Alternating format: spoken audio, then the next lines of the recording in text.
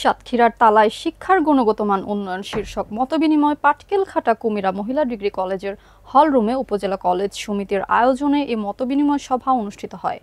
অনুষ্ঠানে প্রধান অতিথি ছিলেন সাতক্ষীরা ১ আসনের সাবেক সংসদ সদস্য ও কেন্দ্রীয় বিএনপির প্রকাশনা বিষয়ক সম্পাদক হাবিবুল ইসলাম হাবিব। সেলিম হায়দারের রিপোর্টে বিস্তারিত।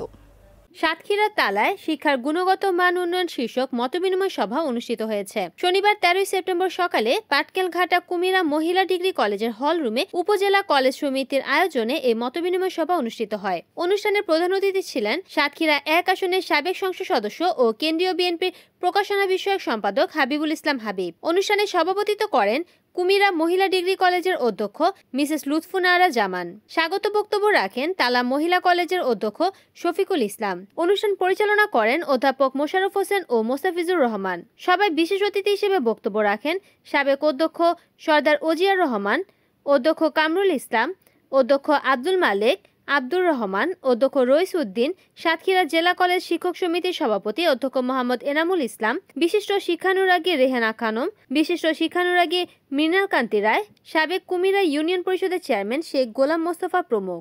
এ সময় তালা উপজেলা কলেজের শিক্ষকরা উপস্থিত ছিলেন। রিপোর্ট করেছেন সাতক্ষীরা প্রতিনিধি সেলিম হায়দার, এনএন টিভি।